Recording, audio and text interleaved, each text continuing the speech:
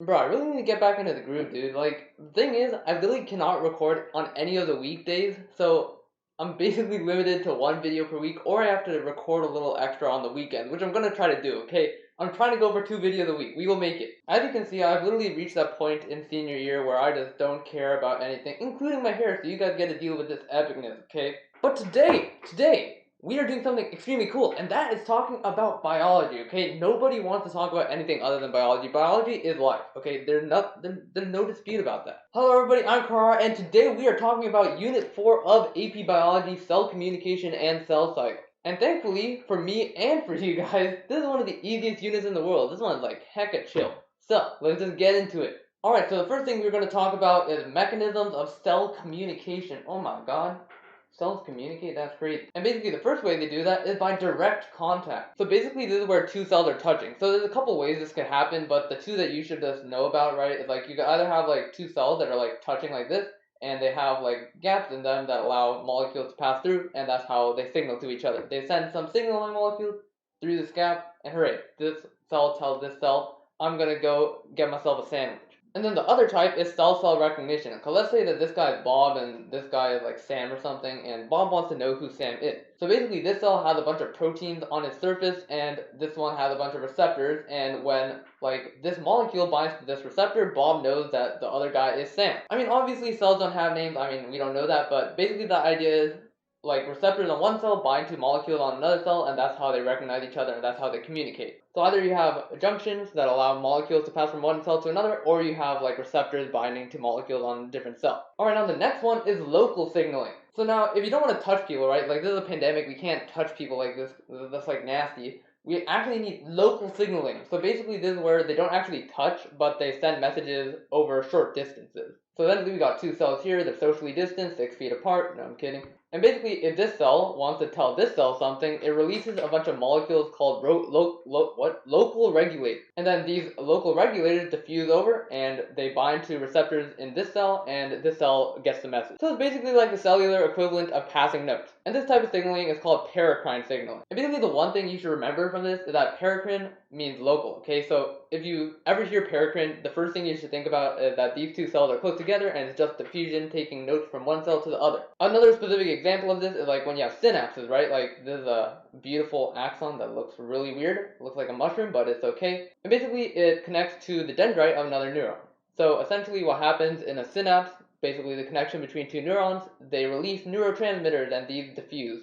And then this cell gets the message. Epic. Synaptic signaling. There was an AP Bio question on this, so it's kind of important you know that synaptic signaling is kind of easy to remember because synapses are like literally like really close together, right? So it makes sense that it would be local signaling, and then you have to know that local associates with paracrine. Very cool. Now, it's not always practical to like hand out notes to whoever you want to communicate, right? Like if you have a friend in China, you're not going to hand down the note from like people until it gets to China. It's not going to work, okay? So when cells decide to send notes to their friends in China, this is called long distance signaling. So basically, this is just your endocrine system, the big bad boys who secrete hormones, and yes, those are the things that cause puberty, okay? You can thank your endocrine system for roasting your vocal cords, okay? So essentially the idea is that this cell releases molecules called hormones into the bloodstream, and then the bloodstream carries it all over the body, right? And that makes sense, right? If you want to get it to everywhere in the body, you just put it in the bloodstream, and everything needs to get blood in order to survive, right? You need oxygen to get to your cell. So the way it works is it puts the signaling molecules, which we just call hormones, it puts it in the bloodstream, and the bloodstream just takes it everywhere. Very cool stuff.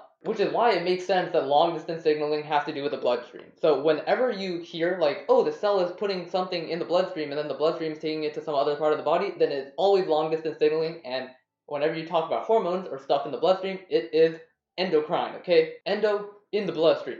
Very epic. So one way you could distinguish between endocrine and paracrine is like, let's say that you and your neighbor are like right next to each other, right? You don't need to go to the road, move over like a little bit, then go to your neighbor's house, right? Paracrine is basically outside of the road, so it's para. Like paralegal, right? It's like outside the law. Paracrine means that you're like outside the road. Endocrine, on the other hand, is in, right? You're inside the bloodstream, and that's how you're going to take it all across the globe, okay? That's how I remember it. It might not be very scientifically sound, but it works, okay? It works. That's all I'm going to say. And hooray, we are done with cell communication. No, I'm kidding. But now, once these molecules get to a cell, they actually have to do something with the molecule. Otherwise, what's the point of communication? That's like me talking to you and you guys just staring blankly at me, hearing the words that I say, but not actually doing anything with them. Which is completely possible, but I just like to believe that you guys are paying attention, okay? So, the concept of signal transduction. So basically you got a cell, a molecule wants to communicate with it, right? Some other cell sent it a molecule, and it's like, okay, what do I do with this? So basically what happens is the molecule binds to a receptor. Now the receptor could be outside the cell, it could be inside the cell, whatever. But essentially this binding of the molecule to a receptor has to trigger something in the cell for it to actually mean anything. So the basic concept behind any type of signal transduction is when this molecule binds, right? Like let's say that it moves in there, it binds really nicely to that receptor. I don't know how I deleted half the receptor, but it gets binded and the receptor gets activated. Now what the receptor does is it activates a protein on the inside of the cell, which activates another protein inside the cell, which activates another protein until you finally get like some cellular response. And how does activation work in biology? That's right, you add phosphate groups. So then this guy phosphorylates this guy, so this guy has the epic P now, and then this guy phosphorylates that guy has the epic P, and hooray, we get a bunch of proteins activated just by the molecule binding to that one receptor. And this, as you might expect, biology has very common sense terms other than phosphorylate, which is a nasty term, but this is called a phosphorylation cascade. Since essentially a molecule binds to a receptor, the receptor phosphorylates the protein phosphorylates another protein, and then so on and so forth until the thing you want to activate is activated. So why don't we get a little bit more specific, okay? What exactly happens? So for specifics, we first got to talk about the different types of receptors, right? So first off, hydrophilic versus hydrophobic. Let's think about this for a little bit. Where would the receptor be for a hydrophilic molecule? Well, it turns out that the inside of a cell membrane is hydrophobic. Like what? So how is a hydrophilic molecule supposed to get past that nonsense? So since hydrophilic molecules cannot get through the cell membrane because they love the water, but the inside of the cell membrane is like the opposite of water, they can't get through the cell membrane. So hydrophilic guys, people who like water, who don't like the inside of a cell membrane, they can't get through this nasty hydrophobic part over here. But then like hydrophobic guys, they can just pass through easy peasy lemon squeezy because the hydrophobic part doesn't bother them at all. So that means that the receptors for hydrophobic molecules are on the inside, okay? That is the receptor. And then let us talk about the specific types of receptors. Now this is like really not that important, okay? Like I don't know why teachers even bring this up, but like I'm just gonna briefly go over it because just in case it happens, okay? Very unlikely that you're gonna know this, but just in case. So the first part is a GPCR, or that's a G. GPCRs, so G protein coupled receptors, okay? So essentially all this means is that you have a receptor and it's coupled with a G protein. So basically what happens is a molecule binds here, the receptor activates the G protein that's attached to it, so now this guy has a phosphate group, and now the G protein could go do whatever the heck it wants and start up a cascade of phosphorylation. Very nice. And then there are RTKs, or receptor tyrosine kinases. And basically you have receptors, that's a receptor, you got another receptor. And when molecules bind both of these receptors, these two guys come together and they phosphorylate a bunch of tyrosines. Basically a kinase is something that adds a phosphate group. So it makes sense, right? Like a receptor, right? You receive the molecule, then when they're activated, they like add a phosphate to tyrosine. So tyrosine is just amino acid on a protein. So essentially when the receptors are both binded, they come together and they activate a bunch of protein. The main difference between these two is that receptor tyrosine kinases activate a ton of stuff. And then the last one is a lot different from the other ones. The other ones activate other proteins, right? Well, these guys are like not cool and they decide not to activate other proteins. So essentially you got like a receptor and it actually is linked to a channel. So these are called ligand-gated ion channels and it's stuck in the plasma membrane. And when a molecule binds here, it lets through like ions, right? So maybe it's calcium, it lets the calcium in or out of the cell. Typically in, okay?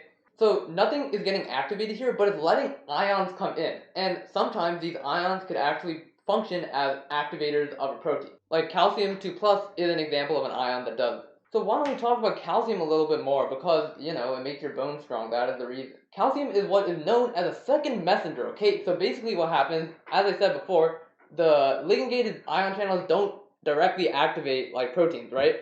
But they let in a molecule that does. And these molecules that like don't directly activate proteins but like are created after a receptor is activated are called second messengers. Because instead of being the primary messenger, which is like the molecule that activates the receptor, they're a secondary messenger. So the receptor tells the cell, okay, fire off this other messenger, which is calcium, which will then go tell other proteins to get activated. So essentially the way it works is you have your receptor, and then you have a molecule bind, and then it tells your cell, oh, make some calcium happen. So then it like has calcium, now the calcium goes everywhere, and then it activates a protein here, it activates a protein here, it activates a protein here. Very cool stuff. What are other examples of second messengers? You got calcium 2+, you got CAMP, you got C, G, and P, whatever. There's a bunch of second messengers, just know that, like, they typically start with C's, right?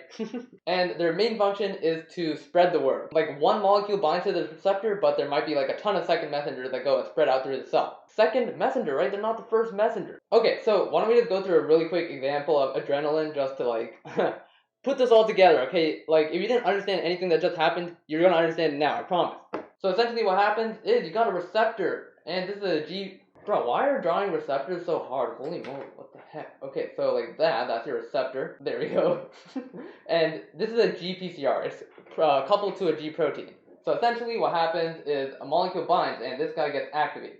Now what happens is that this G protein goes and activates another enzyme called adenylyl cyclase. Holy moly, I spelled it right the first time now. That is crazy. Now adenylyl cyclase is the thing that makes CAMP. So this thing creates a bunch of CAMP molecules, right? CAMP, CAMP, CAMP, and each of these molecules goes and activates another protein. So these second messengers spread the message of the first messenger and go and tell protein kinase A to get activated. And basically a kinase is something that phosphorylates other proteins, so as you might expect, it phosphorylates other proteins. Holy moly, that is crazy.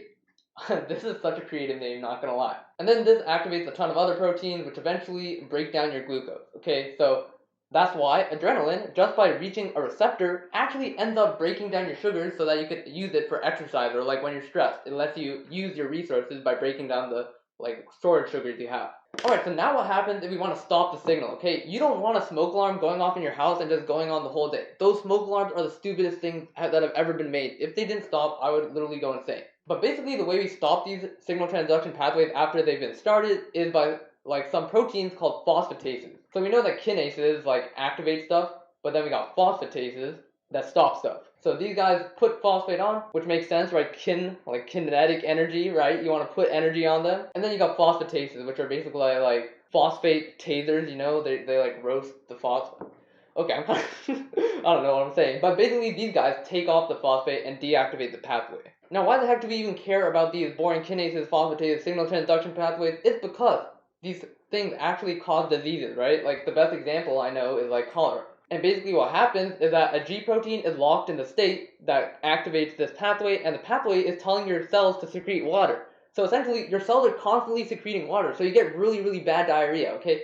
Diarrhea is just poop with water. So essentially if you have cholera, like this pathway just keeps telling your body, secrete more water, even though your poop is super wet. We're gonna add more wetness to it. Epic. Epic. So yeah, that's why G proteins are relevant. You don't want wet poop, okay? Alright, so now the next thing we gotta talk about is cell junctions, okay? And this is gonna be pretty straightforward, right? You basically got desmosomes, which are when you have two cells, and you basically attach them with like a rivet. I literally did not know what a rivet was until I read Campbell, but basically this is what a rivet is, right? Like, I mean, the pictures don't really make it that clear. But basically the idea is you have like a screw on one side and then you like close the screw on the other side. So it basically holds two metal sheets together. So essentially the idea is you have like a screw head here, you have a screw head here, and it keeps the cells from moving apart. Then you got gap junctions, which are exactly like the sound. You basically have your two cells and you basically got a pathway through it. There's a gap right there. I don't feel like erasing that tiny little thing, but essentially you could believe that molecules would just pass through the gap.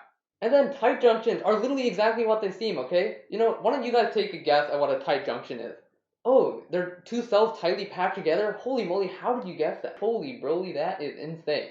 So essentially they're super tightly packed together. It's so tight that water can't get through. So basically this is pretty useful for your skin, right? Because you don't want water to just penetrate randomly into your body. So that's where you would have tight junctions. Alright, basically the way to remember it is that two of them are super self-explanatory and then the third one is just whatever's left. Like, who the heck cares about rivets? So that's why desmosomes are rivets. Okay, so now we just gotta talk about cellular response. So we know how the cell actually like transfers reception into like activating proteins, but what is the actual response of the cell? So essentially the biggest picture idea of this like section is homeostasis, right? If you understand homeostasis, you are Gucci gang, okay? Essentially this is just balance, right? You want to make sure that everything's at the right place, right? You want to have the right temperature, you want to have the right pH, you want to just maintain everything at a certain space, because I don't like being a fried human, okay? 105 degrees Fahrenheit is way too much for me.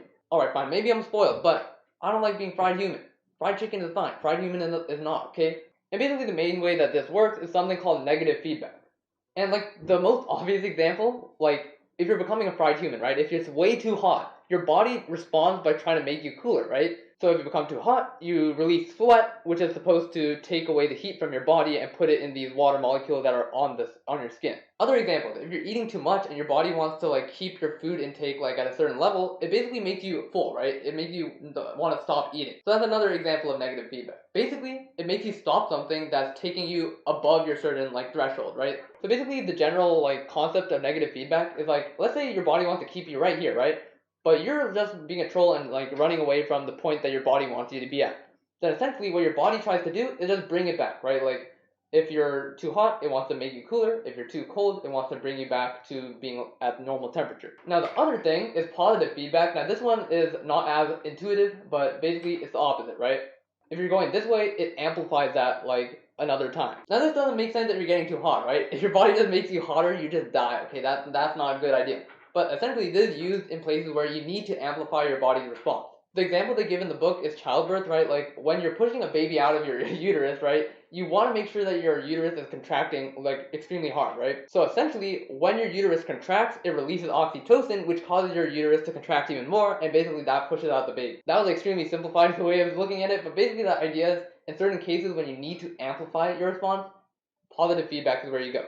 But negative feedback means you counteract the change, right? You're taking a positive change, you're taking the negative of it and you're pushing it back. And basically that's all you gotta know about cellular responses. Now the book does talk about something called apoptosis, and this is actually one of the most important things, even though it's not tested that much on the AP Bio exam, because it causes cancer, okay? The lack of apoptosis is what causes cancer. So what it is programmed cell death. Not programmed, but you get the idea. So basically the idea is if a cell is no longer useful, our body just kills it. But the idea is if non-useful cells are not like allowing themselves to be killed, then they're just gonna create this tumor, and that's what causes cancer, right? Like if the body can't kill cells that are being useless, and these cells are just left to like replicate, that's what happens in cancer. Honestly, you don't really have to know much else. Like obviously lysosomes are what break down the dead cell, but literally there's not much else to know about it for the AP Bio test. Alright, we have finally reached the funnest section of all of biology, the cell cycle. I know, it's so fun. It's crazy fun. It's the most fun. No, it really isn't. It really is not, okay? Cell cycle. So basically, your cells have a genome, right? You got like a DNA in your nucleus. Very cool stuff. And essentially, this DNA is stored as chromosomes, which you see as X's usually. Now, the reason why they look like X's is because they're actually two separate things. They're basically two lines, but you connect them. And that's why they're put as X's. So each one of these lines is called a sister chromatid. Because each arm of this chromatid is exactly the same. That's why they're called sisters. They're literally the exact same thing, but they're duplicated twice, and we will see why. And then the part where they cross over is called the centromere, where they're connected. Right? The center of the X, centromere. Makes sense. Now, chromatids are the individual thing, right? Like it is like a mini part of it. But when you put them together, you put two chromatids together, this whole thing is called a chromosome. And then, if you use your imagination, you can see why these two things are called arms of your chromosome. And that's basically all you had to know for the shape of a chromosome. Now, how does a human genome look? Now, you've probably seen this. It's called a karyotype, but basically, you have like all your chromosomes. You got like two X's here, you got two X's there, and you got 1, 2, 3, dot, dot, dot, dot, dot, dot, dot, dot, dot, dot, dot, dot, dot, dot, all the way over to like 46.